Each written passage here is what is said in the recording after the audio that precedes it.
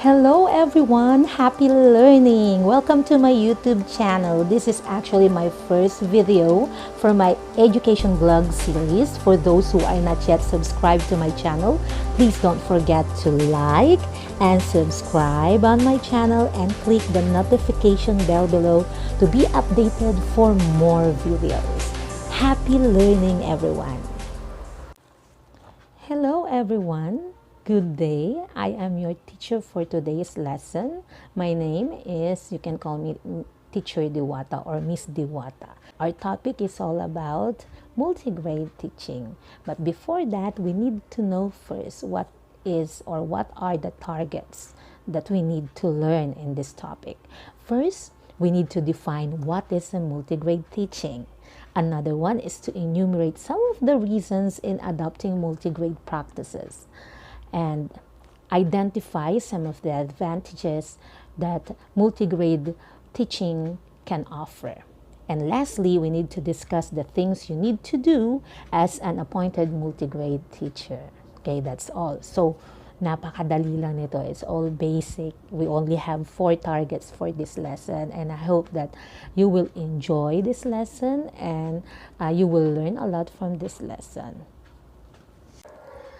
Okay, back to our lesson. It's all about the multigrade teaching. Siguro, some of you meron ng background with regards to multigrade teaching. May mga experiences na.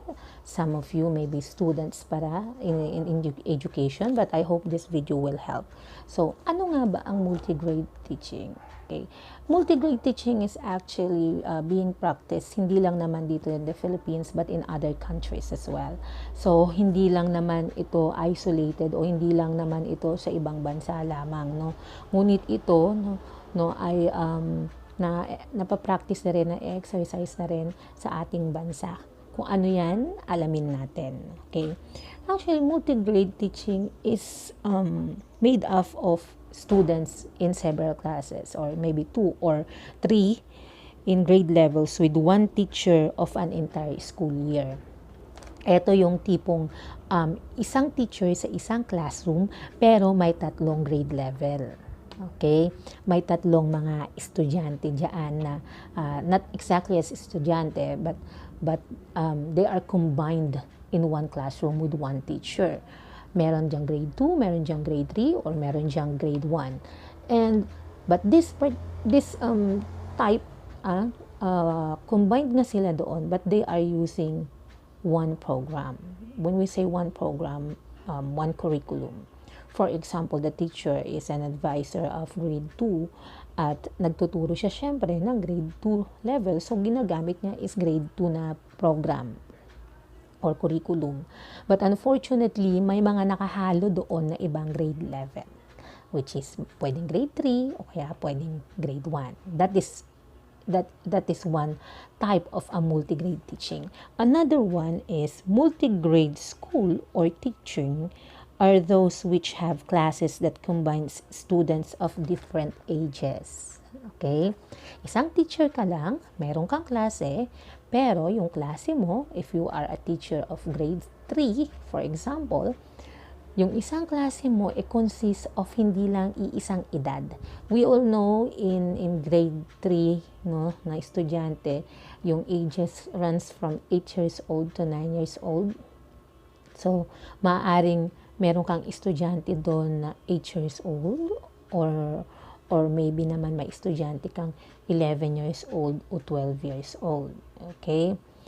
Ibig sabihin, multiple ages. Okay? In different ages. Na dapat sana, na yung range lang ng age ng hinahawakan mo doon is around 8.5 or 8 years old, 9.5 or 9 years old. Okay? Or incoming 10 years old, something like that. Ako, based in my experience actually, kasi based on my experience, it's nung panahon that I'm teaching in a school, half of my teaching career umikot sa preschool. Okay? And I love teaching preschool. Talaga, you feel young when you teach in preschool. And half of it sa pre-elementary. At mayroon akong experience in terms of multigrade teaching, lalo na dun sa sinasabing mix of ages. Yung sinasabing different ages. Kasi, nagturo ako before sa grade 2, but then, dapat yun around 7 years old or 8 years old. Okay? Or earlier than 7 years old. Pero, meron ako mga estudyante na nagkakaedad ng 11 years old, 12, 13. And then, nung nagturo ulit ako on the grade 3 level, meron akong instead of students na ages 8 or 9, or incoming 10 years old, or incoming 9 years old, meron akong estudyanteng 14 years old, 15 years old, and 12. Okay, that is another multigrade type of teaching. Yung halo-halo yung edad. Nagtuturo ka sa isang grade level, isang programa ang ginagamit mo, isang curriculum ang ginagamit mo, no? Para doon, ngunit may kaibahan yung mga edad nila. Okay.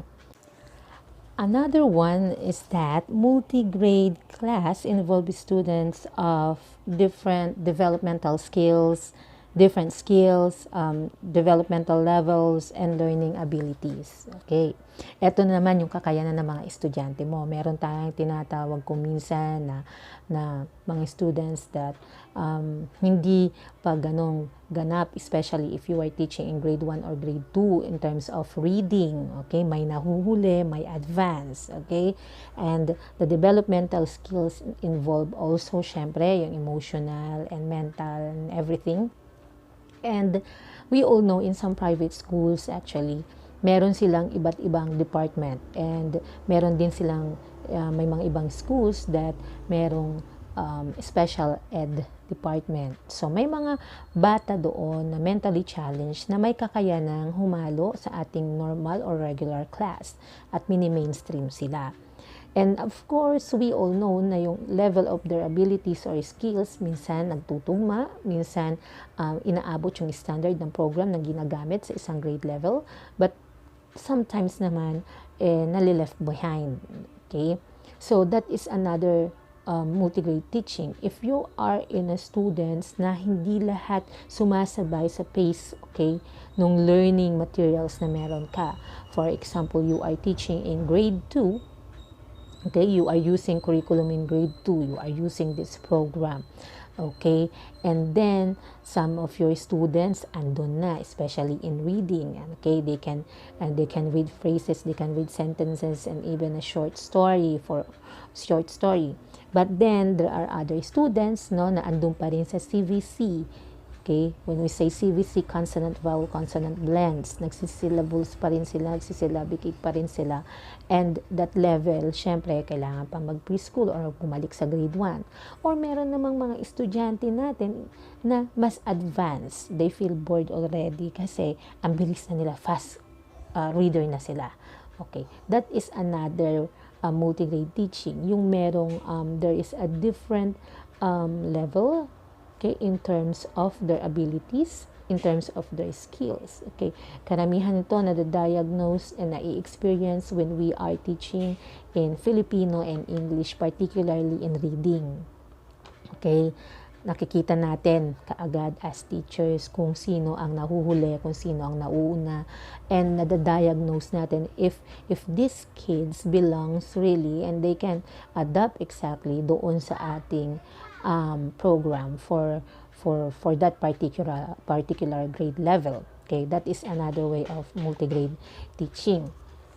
In my case before, most of my sharing right now in our discussion is not only we base our discussion sa mga points na to, but particularly yung sa akin, I can share with you experiences also, kasi nga marami din na akong na-encounter with regards to that, the abilities nila, yung skills nila, yung age nila in a group. So sa part ng teacher talaga, alam natin na it's very challenging, no, in terms of putting up together what will be the best strategies, no, to come up pagdating doon sa pangangailangan ng mga estudyante. Okay, these are the multigrade level or multigrade teaching. It's all about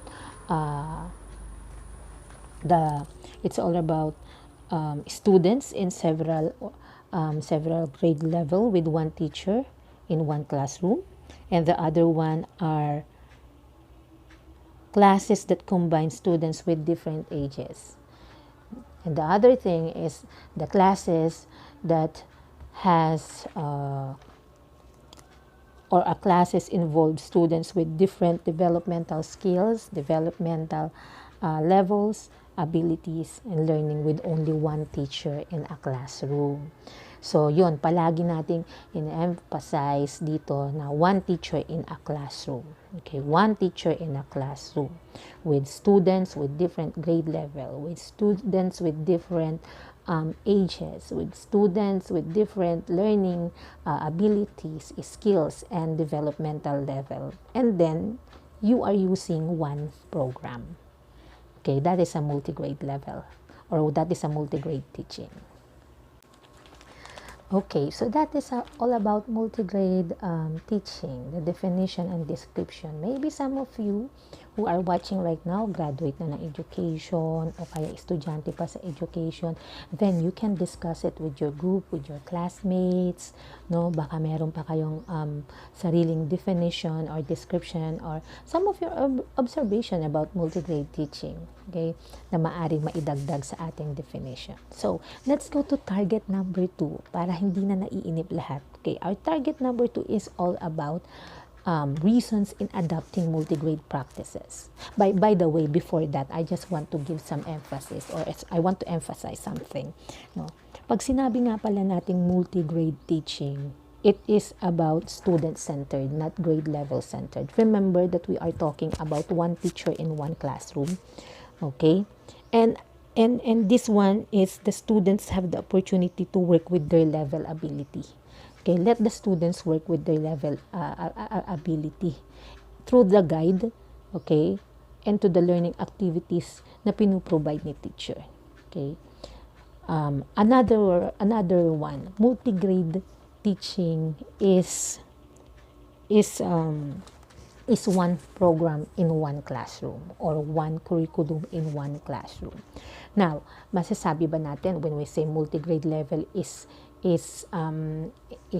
yung subject teacher going to different classroom, different grade level, and going to teach different subjects, is that considered as a multigrade teaching? We are talking here now using one program or one curriculum. If you are teaching in grade 2, you are using program in grade 2. If you are teaching in grade 6, you are using one program in grade 6. And na merong iba't ibang estudyante doon, na may mga iba't ibang kakayahan, abilities and skills and everything in ages.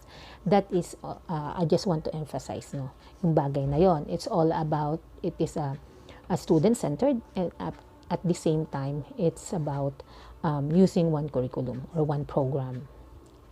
Okay? Now, let's go to our target number 2. Enumerate, or let's talk about some reasons in adopting multigrade practices. Why is it that there is a need to adopt multigrade practices in some areas, most especially I think in remote areas also? No. This one, okay, the reason for the adoption of multigrade practice is about the increase of access of education. Okay, why? Alam naman natin na as much as possible, gusto natin lahat ng ating mga estudyante, lahat ng mga bata dito, no, magkaroon ng kakayahang abutin, no, at makamit ang education. So, in some remote areas kasi, alam naman natin na there is a need for teachers. Okay, minsan bumubugso yung dami ng enrollees in a certain school, especially if that school maliit lang at walang kakayanan, no, para mag-hire ng teacher. So nagkakaroon ng limitations. So we do this multigrade teaching so that there is a wide range, no, para mapagbigyan at magkaroon ng more enrollees na ma-accommodate ang isang eskwelahan. Another one is, ayun nga, this one goes through number 1, overcomes the shortage of teachers. Yon. In a certain area, remote area, sabihin natin, no, even if that, sabihin natin sa mga sa mga malalayong lugar na kung saan iilan lang talaga yung may mga graduate teachers. Sometimes fresh graduates sila. So there are some requirements needed para isubmit, para ma-qualify sila to teach. So naaantala ngayon yung pag-hire. At dumadagsa ngayon ang maraming enrollees, especially sa mga lugar na nasa probinsya o may kalayuan. So, ang tendency, no, kung sino yung qualified teacher ngayon at kung sino yung may kakayahang magturo as of now, yun ang linalagay nila sa isang klase. Nang nangyayari, nasasakripisyo ngayon yung bagay na nahahalo-halo doon yung mga iba't ibang level, yung mga iba't ibang edad ng mga estudyante. Just because gusto natin or just because they want to overcome the shortage of the teachers. May mga qualified teachers also, but due to lack of experience, hindi sila na-hire, or sometimes naman, fresh graduates, alam natin, they need more experiences. So, may mga schools na rin-required yun. Or, meron din namang they need to submit documents, okay, na kailangan para ma-qualified sila. So, ang tendency, pagdating na ng school year, wala pa rin na-hire, wala pa rin dumadagdag na teacher. So, nauuwi dun sa part na yun nga, si teacher na nandun will teach in a multigrade class. Okay? Another one is to reduce dropout rates and repetition. Okay? Ang nangyayari na i-experience ng isang teacher kung minsan ang magturo sa isang multigrade setup kasi may mga naiiwang estudyante. For example, if you are teaching in grade 2, very crucial, very in need talaga na si grade 2 or si grade 1 talaga yung nakakapagbasa na. Okay? Na kailangan yung level of reading, yung reading skills niya, yung writing skills niya, yung comprehension, andun. Kailangan talagang ma-meet niya yung standard program designed for that grade level. Unfortunately, no, nung incoming grade 3 na siya, unfortunately, hindi niya na-attain yun. Yung mastery for that certain program, hindi niya na-attain yun. So, ang tendency ngayon is maiiwan siya sa grade level niya. Mariretain siya doon because there is a need for the mastery ng program. So, ang mangyayari, ma-experience ngayon ni teacher to have a multigrade classroom or multigrade class. Kasi si student na dapat grade 3 na, still in grade 2. Okay, to avoid the dropout, to avoid the repetition, okay, for sa mga susunod pa. So what they do is that they put them up, no, nilalagay nila, they mix them, the students in a class para ma-master nila yung certain program so that in the future there will be no dropout. Okay, there will be like lesser number of students na magre-retake o magre-repeat in a certain level. Another one is the increase of participation, survival, and the literacy rate. Ayan, mas gusto namin or mas gusto natin ang mas maraming makakapagtapos, maraming makakapag-aral na mga estudyante. So why not put them in one class and let one teacher teach them even if they had different skills or different abilities or age group, no? Kaysa naman ma-left behind sila. It's a way of survival also in terms of literacy, no? Kasi alam natin na we don't want naman na even if yung edad nila, no, if that is 11 years old, 12 years old, if there is a need for them to undergo ng grade 1 or grade 2 because basic, alam natin, basic need is kailangan nila na ma-master ng bawat level, ng bawat program for them. So, it's a survival, no, for the literacy rate. Kaya, nagkakaroon ng combination of classes, nakakaroon ng combination of skills sa isang classroom. So, that is another reason why there is a need for them to adopt these multigrade practices. For our third target, ayan, malapit na tayong matapos. Para dyan sa mga naiinip dyan, pwede kayong magkape-kape muna for a while. We're giving you 1 minute para timplahin ang kape ninyo and then go back here and watch the video. Ayan. Di bale, nasa target na tayo. Target number 3 na tayo at malapit na tayong matapos for this discussion. Okay? So our third target is all about the advantages. Okay, so what are other advantages can multigrade teaching offer? Okay, number one, it gives students opportunity to associate and work with others in the basis, of course, of their skills and abilities and personality and age. Okay. In this type, since alam na natin kanina na mixed ages sila, may iba't iba silang kakayanan and skills and abilities, there is an opportunity for them to work with other age, with other group. Okay? Kaya meron tayong mga activities na binibigay sa kanila as a teachers. We group them or sometimes we pair them. So may mga strategies tayo under na activities. For example, binibigyan natin minsan, ina-exercise natin yung peer groups, okay, na meron silang discussion and sharing time. Okay, at that time makikita mo yung maturity ng ilang bata at makikita mo din naman yung iba. They can share their thoughts, they can express their creative ideas. Sometimes meron tayong pairing if there is a need to pair the student dun sa ating fast reader and the other one, na may kailangan ng push pa to motivate in terms of reading, so pinipair natin sila in this system. Okay, maganda dito, nagkakaroon sila ng opportunity, ng pagkakataon to meet new friends. Aside from meeting new friends, and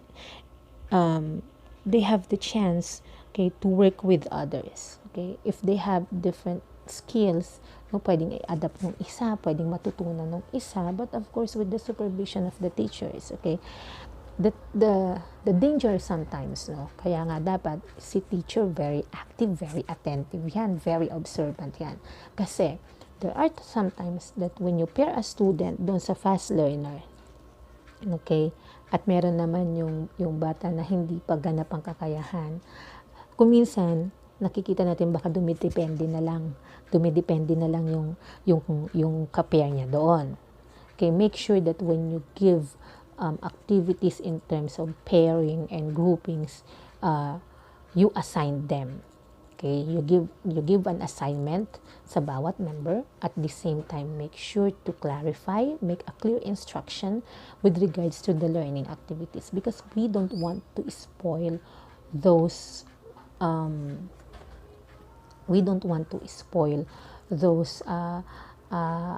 other students. Okay, if they are having a hard time, okay, hindi naman natin gustong dumipende sila dun sa mas advanced kaysa sa kanila. So make sure also as a teacher, when you provide this pairing or this peer group or groupings, kailangan there is a clear instruction, there is designation, okay, kung ano yung mga dapat nilang gawin with the activities, para maiwasan din naman natin yung pagiging dependent ng iba, lalo na dun sa mga advanced. Another one is that it provides range of relationship and social experiences. In this type, it promotes development of social skills. Okay, yung socialization with other students, most especially kung meron kayong mga estudyante talaga na mga ate at kuya, like what I've said before, yung experience ko, di ba?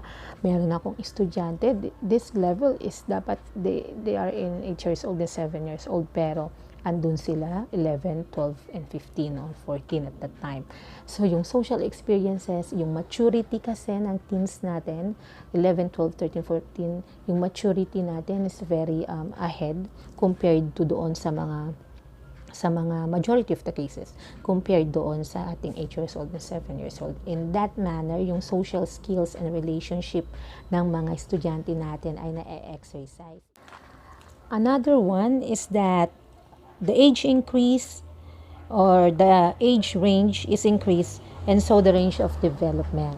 Okay, so we are talking about the age here. We all know different ages, meron tayong different developments. Okay, so at this time, nakakatulong din ito for some students natin, like I have said before, in terms of maturity, no, yung sa development ng kanilang emotional na exercise, okay, especially if meron tayong mga ahead, no, na edad, like the ates and the kuyas, lalo na kapag pinag-pair mo sila, may body sila, at the same time companionship.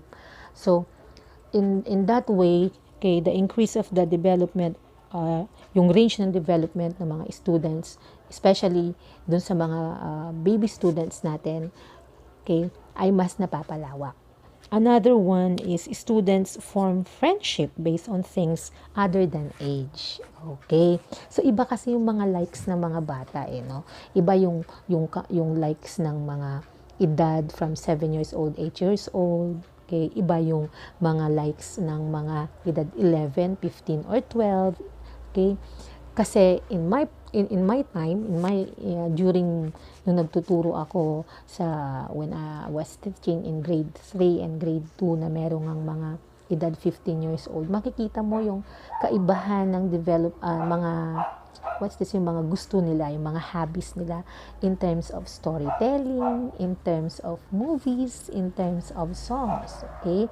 Even, sabihin na natin, in terms of education, in terms of reading, or in terms of learning letters, okay, kahit pareho sila ng level, na kailangan muna silang mag-CVC or kailangan muna nilang mag-practice magbasa ng sentences, kahit pareho sila ng level, pero pagdating sa mga ibang bagay with regards to their likes and dislikes and their hobbies, ang laki ng difference. Okay? Some of the students that I have, dahil grade 3 yun, they love to watch Peppa Pig, mga Dora, mga ganun, mga animation, pero yung mga ages 11, 12, 15, iba yung animation or iba yung cartoons and animes na pinapanood nila. And for my younger students, they love to sing nursery rhymes. They love to sing the Twinkle Twinkle Little Stars.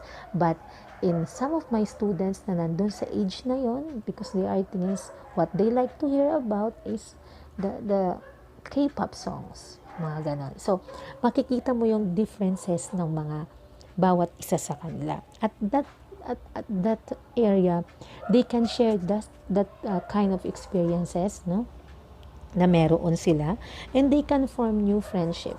Okay, and you can form new bonding, lalo na pag pinag-prepare natin sila, ginagawa natin body si ate, or ginagawa natin big sister nila, yung ibang classmate nila or big brother nila. Okay. Another one is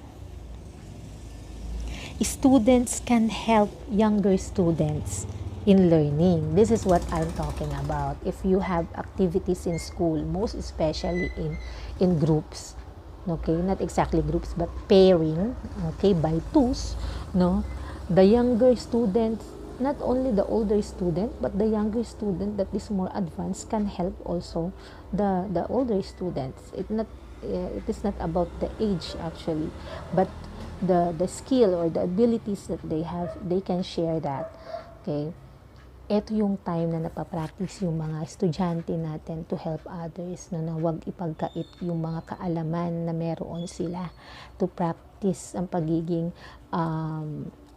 teammate or workmate, no, not only just a classmate inside the classroom, okay, but at the same time to help each other, kung ano yung mga kakulangan nila, okay, kung ano yung mga kalakasan nila, kung ano yung meron sila. Okay, that is another advantage of a multigrade teaching. Another one is that it gives the opportunities to the older students to act as teacher in cross-age and peer tutoring situations. Okay, eto na.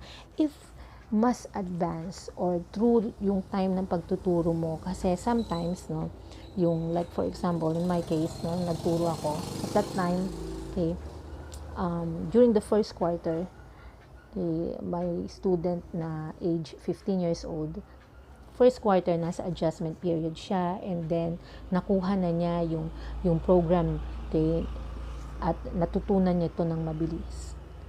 Yung maturity niya in terms of becoming a leader inside the classroom, is very good. It's very excellent. So, pwede siyang mag-tutor ngayon sa mga ibang estudyante or pwede mo siyang i-assign as your teacher assistant for a while. Okay? Na pwede siyang maging leader, maka-experience on how to become a leader as well. And that way, may exercise sila in terms of leadership, okay, in terms of responsibility. Okay, that is the opportunity for that one. Nagiging kabady-body sila, at the same time, they can tutor others, okay? Or they can act also as a leader, giving them more responsibility, or let's say, exercising their responsibility and to become a leader inside the classroom. And the last one for this target is that students learn to accept and tolerate each other. Okay, ayan na. Very normal in classroom that we teachers encounter different types of behavior. Okay? Alam naman natin na like what I've said, iba in terms of ages, in terms of skills or the abilities, there is also a big role kung ano yung behavior ng bawat estudyante. And in that way, kapag itong si younger student is very makulit, so the tendency na exercise yung pagiging mapagpasensyoso nung older students. Okay, at this point na exercise yung they learn to accept. At this point, they learn to accept yung shortcomings, okay, yung behavior ng bawat isa. Kasi kapag tayo talaga nagtuturo in different in a classroom, we accept the fact that every day is a challenge. Every day is very challenging because we are dealing, if you are teaching in a classroom with 60 students, or let's say 50 na lang, 50 students or 20 students. At the time I'm teaching 20, the most is 25 at the time in my case. So every day you are dealing with 25 students with 25 different kinds of behavior. Okay? So, iba't iba yung kakayanan nila, iba't iba yung attitude nila, pag-uugali nila. So, there is a tendency na magkakaroon ng clash. Okay? Kung pinilit ni younger student na ganito or yung older student na ganito. So, they learn to accept the differences between them. And you as a teacher is the mediator in that part, okay? You need to advise them, you need to discuss with them, okay? So, na kung ano yung pagkukulang ng isa, kung ano yung pinag-aawayan ng isa. So, that is another part na that's very challenging, of course. Not you are there as a teacher, not only na i-diagnose kung ano yung kakulangan nila in terms of academics, but you are there also to really alamin ng mas malalim pa kung ano yung pag-uugali ng bawat estudyante mo. And there will you cannot avoid that. It's very natural in a classroom. Kahit pa sabihin mo na hindi yan mix pagdating sa edad, kahit they are all 8 years old, they are all 9 years old, iba pa rin ang behavior ng mga yan. So, the tendency, magka-clash, hindi maiiwasan yan, but then you are there as a teacher to, of course, to mediate and to comfort each students that you have. And let them understand, to accept kung ano man yung mga shortcomings ng bawat isa sa kanila. And that is the other benefits or the advantages of the advantage of multigrade teaching that multigrade teaching can offer to the students. Now, for the last target for this topic, okay, ito na yung last, pinakahuli sa lahat ng target natin, is we will discuss about a few tips if in case that you will be appointed as a multigrade teacher. Once you have been appointed to a multigrade class, what do you need to do? Okay, these are just 3 tips. Okay, it's very easy and matatapos natin kaagad ito. Now, the first thing that you need to do is that you need to know your students. Okay, it's very important. Okay, na you need to know your student. Teachers in multigrade classes needs to focus more on the students. Remember that these students are individual learners with individual needs. Okay, if you are catering 60 students, there is a need for you to know them, each of them. Okay, because you need to know their need. Okay, as a student, knowing students actually will help you to identify the needs of your students. Okay, you can deliver exactly what they need kasi alam mo na yung strengths nila, yung weaknesses nila, kung saan sila mahina. Okay, by having a deeper understanding for them, you can reach them out to their needs, you can relate to them, you can understand them. Okay, you can actually build a relationship no, and a communication to them like a friend. Okay, kasi these kids, your students, kahit pa yan ay high schooler, kahit pa yan ay elementary or preschool, if you build a good relationship with them, no, na they feel comfortable, okay, of sharing their ideas, exactly. Kapag nagkaroon ka ng maganda at magandang tawag nito, pakikisama sa kanila bilang isang teacher, okay, you approach them like a friend, okay, you mentor them, you guide them, okay. Having a conversation is like building a relationship because ang mga estudyante mo, you will be with them for 10 months, okay.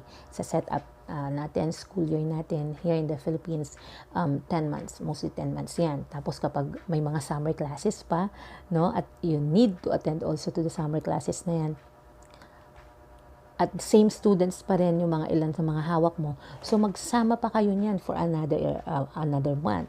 So it's very important, no, na they feel comfortable with you as a teacher, no, kung ano man, at the same time, in that way you can hear about their needs, their fears, their goals, their interests, their expectations, because even a small child, merong expectations yan, merong goal yan, no, when they enter to your classroom. Try to figure out what will be your next steps para doon, okay. Make your conversation with those students will make you more effective as a teacher. Remember, yung first day ng school year, pasok sila sa classroom mo, you will set a rules. But before you set a rules, of course, you need to greet them. Okay? Right at the first, yung first day, pagbukas mo ng pinto, you welcome them, of course. Okay? Na they need to feel comfortable inside your classroom. They need to feel that they are welcomed, no, by their teacher. Okay. At the first day, you need to establish already a good relationship with your learners. Okay? Create a positive impact. Always remember, yung sinasabi nga natin, first impressions last. Most especially with those learners, no? From preschooler to pre-elementary, even to secondary, the first thing that comes to their mind na nare-retain ko minsan o madalas ay yung unang tingin nila sa'yo as a teacher. So, dun pa lang sa unang araw ng pagtuturo mo, dun pa lang sa unang araw ng pagkakakilala ninyo, you need to give a big impact na talagang you are welcome to my classroom and I will be your not only as a teacher, no, but as a friend. Okay, so you feel comfortable para i-discuss sa kanila o sila ay mag-share sa iyo, no, yung mga bagay na gusto nila at may interest sila. Okay, remember also that it's very important to know them dahil kasama din yan yung different behaviors. Okay, napaka-importante yon. Importante na malaman yung behavior ng mga estudyante mo kasi isang nagiging factor din yan, no, na hindi nagiging effective yung classroom management ng isang teacher because there is a clash between behaviors ng mga estudyante natin. If you know your students, you will know when they are behaving strangely or they feel down, they feel very emotional, no, or sensitive. Knowing this, you can offer help, okay, why do they struggle in learning? Baka may kinalaman yan sa kanilang behavior, sa kanilang pag-uugali from the house, from their family, nadadala nila sa tawag nito, sa school.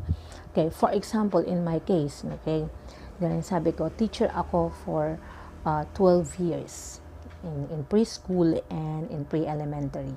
Nagturo din ako sa grade 5 and grade 6 ng music. So, dun sa 12 years of my teaching experience, 7 years doon, nagturo ako sa isang school, sa isang institution run by missionaries and at the same time Filipinos and mostly foreigners. Okay.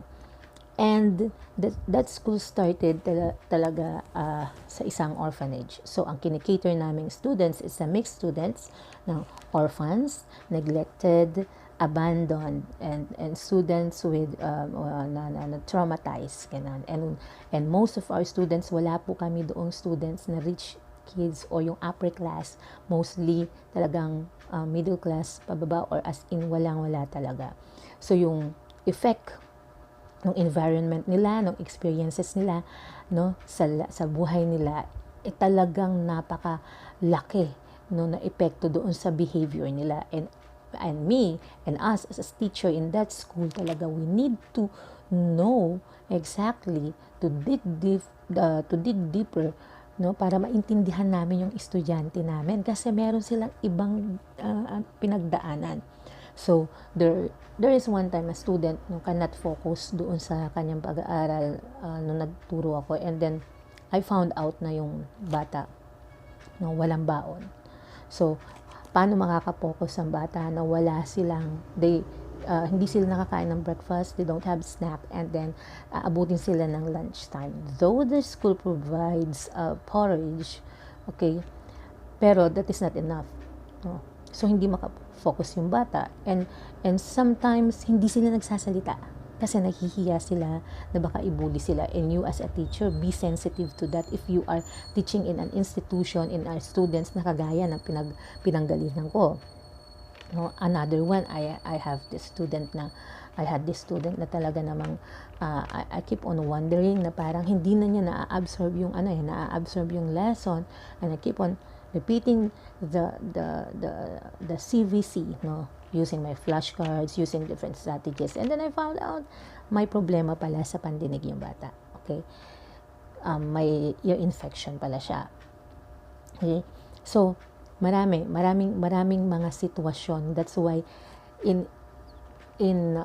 as a teacher, hindi ka lang magfo-focus sa isang estudyante, no, pero sa lahat sa kanila, kasi hindi lamang tawag nito nananatili, no, sa isang area yung kakayanan mo as a teacher, yung job description mo, kasi you want to become an effective teacher. At the same time, you want to produce learners na talaga naman at the end of the school year, hindi lang nila mamamaster yung designed program for their level, but then lahat ng mga learnings, lahat ng mga teachings na ibinigay mo sa kanila, they can apply it sa kanilang buhay. And at the same time, no, paano ka magiging effective as a teacher kung hindi mo naman alam yung kakayanan nila, hindi mo alam yung pangangailangan nila. You keep on talking, you keep on discussing, you keep on pouring them ng napakadaming activities and everything, pero walang nangyayari because hindi mo alam kung ano talaga ang pangangailangan ng mga estudyante mo. Okay, moving for the next tip. We have tip number 2. Know their curriculum. Ayan yung sinasabi ko, the curriculum, yung program designed for the grade level na tinuturuan mo. Teachers in multigrade class need to develop their scope and sequence. Okay, scope and sequence for the school year, the term or the weekly or the daily programs, yung schedules, yung timetables, yung mga strategies and assessments. You need to know that, okay, the curriculum, to make sure na it fits the needs of the students. Okay, they need to know how to find topics. You need to know how to find the exact lessons for them, okay, to plan the learning activities. And of course, this curriculum kailangan na aakma sa ating curriculum designed by our the Department of Education. Okay, remember, teachers, that the curriculum is the central guide for all educators. Okay, as to what is essential for teaching, as to what is essential for learning, so that students can access the academic experience, okay, na maayos, okay. Kasi ang nangyari dyan, hindi ka pwedeng basta humugot na lang ng gusto mong ituturo, no? Meron tayong mga tinatawag na achievement test, meron tayong tinatawag na mga different kinds of tests, okay, for each grade level, national achievement test, etc. So, kailangan akma yung mga tinuturo mo para hindi ma-left behind ang students mo when it comes to this particular assessment, no, given by the Department of Education, okay? And make sure also as a teacher na before you start teaching, no, aside from the curriculum, aside from the program that you have, kalakip nun, no, mas maganda you plan ahead of time, no, you set strategies for that, you set your goals for that, para mas madali sa yung pagtuturo pagdating ng pasukan. So may nabasa ko, I had read this I think article or a blog or post or something by Lucido Bilbao. It's all about the curriculum development.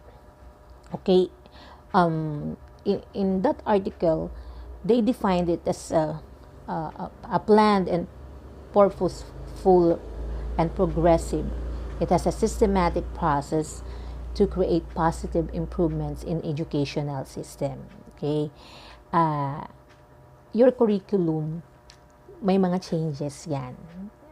Okay, because they need to cater yung needs ng every students and in every generation as time goes by. Okay, hindi tayo mananatili sa isang curriculum lamang na yung tipong curriculum ng 1950s kailangan pa rin, yun pa rin hanggang ngayon sa year 2020.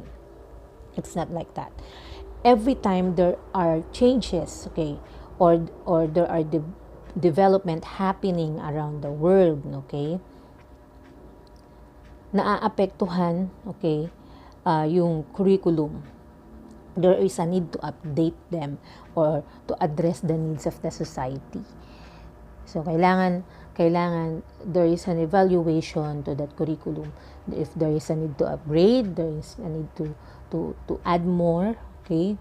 Kasi nga nagbabago ang panahon, nagbabago ang pangangailangan, no? Pagdating sa mga tawag nito in terms of even in technologies and economy, no, in history, may nadadagdag, may nababago, so we need to update the curriculum.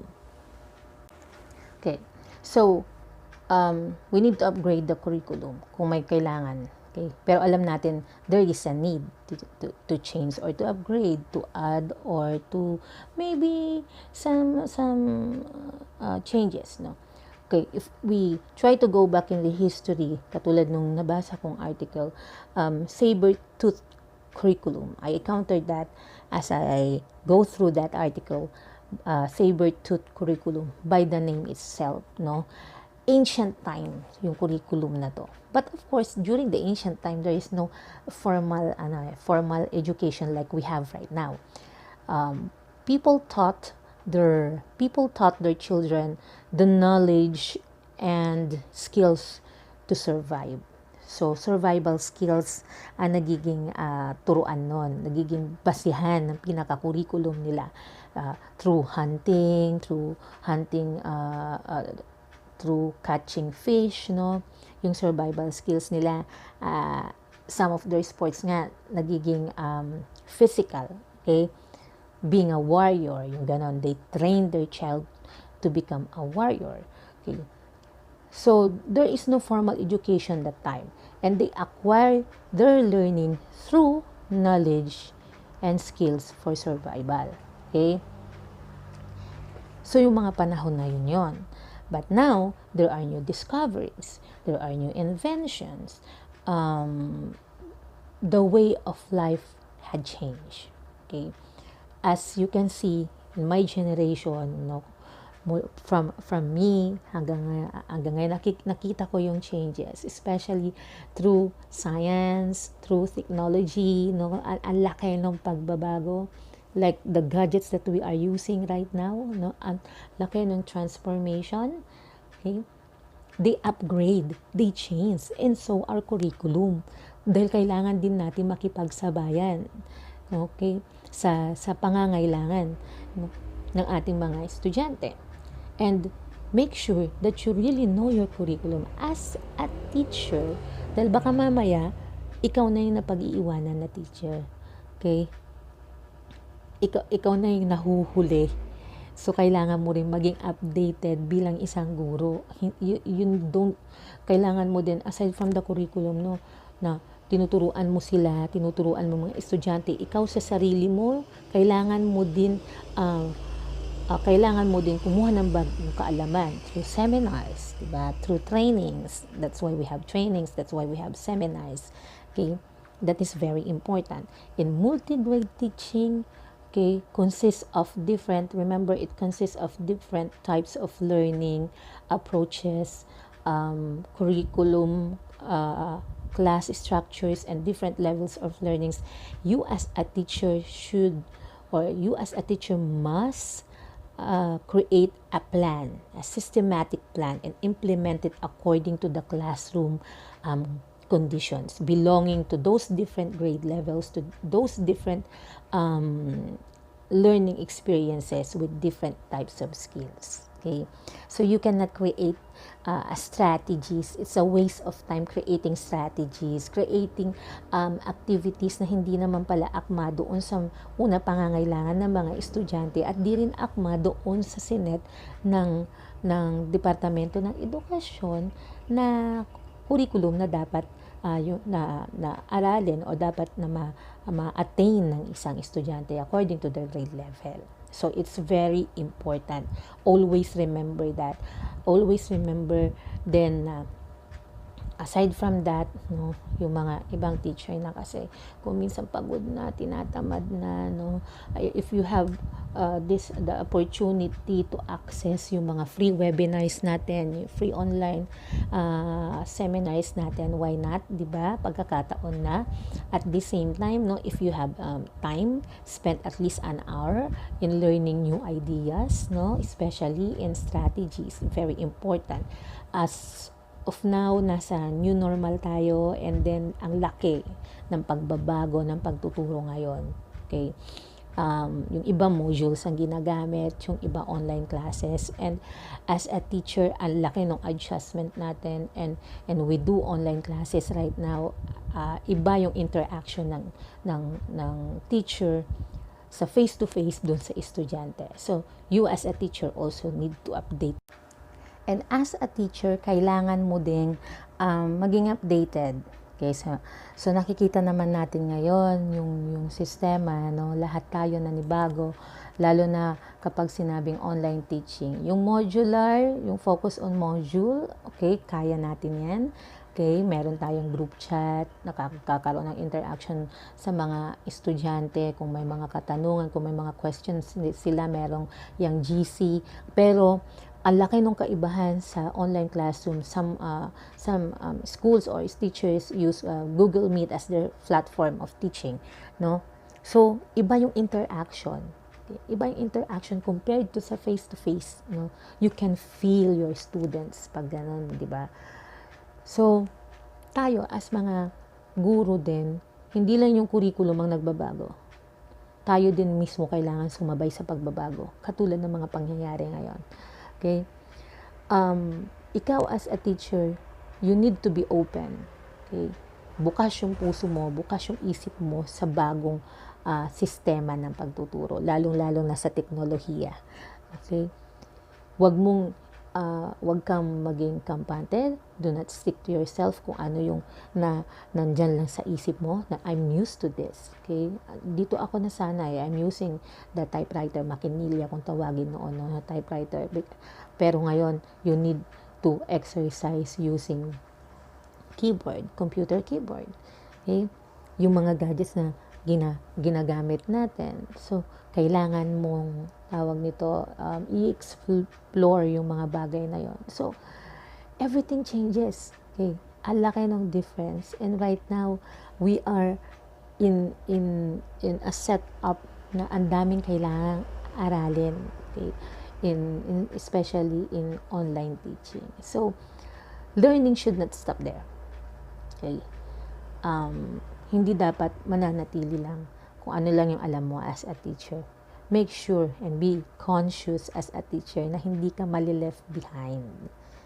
Yes, you are a good teacher with your strategies, but you know the curriculum very well. Pero ikaw din as a teacher, medyo may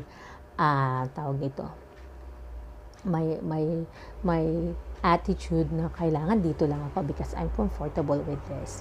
Remember nga, sabi nga, nagbabago ang panahon, and as part of it, bilang isang teacher, kailangan mo maging open, maging bukas sa bawat pagbabago na yan, okay, ng pagtuturo mo. And for the last tip for this target, okay, ayan, know their teaching strategies. You as a teacher needs to know your teaching strategies. Ito na, yung mga activities ninyo, yung pairing, yung groupings, no? Teachers in multigrade classes needs to be able to provide range of challenging activities, which include opportunities to work individuals, to work in pairs, to work in groups, no? That they need to know, okay, sa kanilang pag-aaral, okay, and make sure na there is a variety, no, of learning activities na kailangan. Merong mga ginagawa in my case when I'm teaching I think in grade 2. No, part of doon sa ginagawa ko ginugroup ko sila, no, I group them, so I give them different activities in this grouping. So I do some rotations, no, for those 5 days. Ang ginagawa ko yung group A, sila, there is a story. The first thing that I do is to share them a story, and after telling them a story, meron akong activities for them. Si Group A, iba ang activity. The Group A consists of 4 to 5 students. Okay? Ang gagawin nila doon, kung ang topic namin is all about letter M in Filipino, titik M, and the title of the story is Ang Mansanas ni Moses. Okay, ang mansanas ni Moses, M and M. So, the first activity for that group, they will draw the characters. Okay, list down the names of the characters, draw the characters. In the other group na ganyan, they will list down all the words that starts with the letter M showed in the picture or in the story. The other group naman, okay, they will trace letter M. Okay, and the other group naman, they will connect or encircle or color all the objects that begins with letter M. Okay? Yun yung activities nila. And umiikot yun iba-iba sila. So, okay? Iba-iba sila ng activities. At that time, ma-evaluate mo na, makikita mo na talaga yung skills ng mga bata. Merong mabilis magsulat, merong fast learner, merong in terms of reading, no, in terms of comprehension, okay? There is a different level doon sa activities na yon. It's not just a plain activity.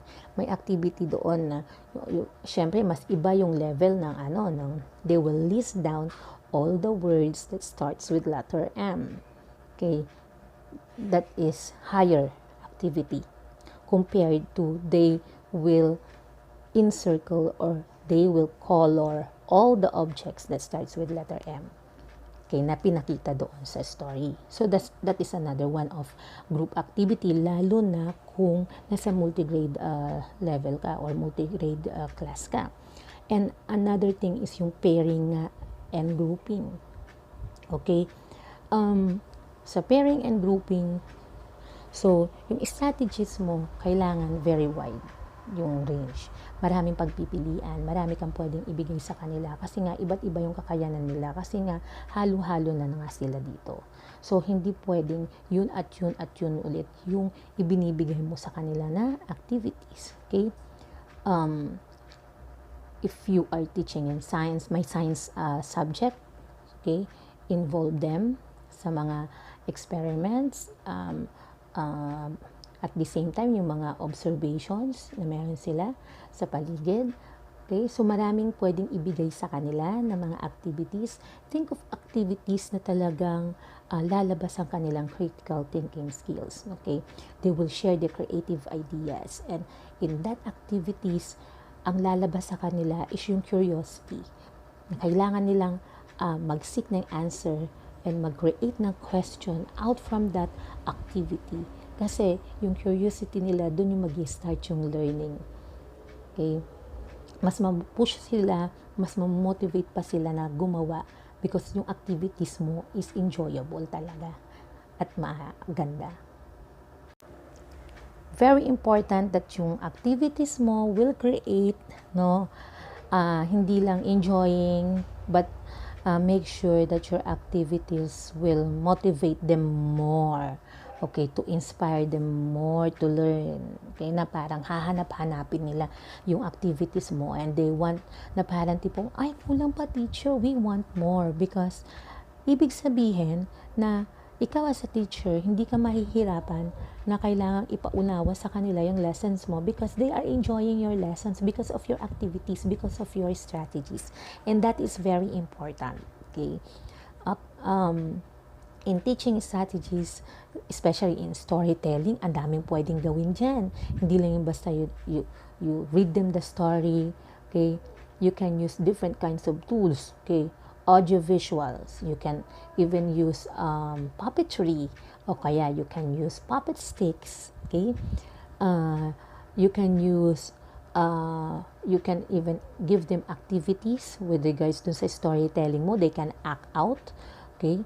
Yung mga characters, if you are sharing a story about animals, you can even ask them yung sounds ng animals, no? They can create your own sounds, they can make masks, okay, na animals, something like that. So, marami. Okay, in activities for math, in countings 1 to 10, hindi lang yung whiteboard and marker ang pwede lang gamitin. Hindi lang pwedeng flashcards ang ipapakita mo sa kanila as the way or as the tool of your teaching. But then, you can give them activities. Okay? They can count the leaves outside. They can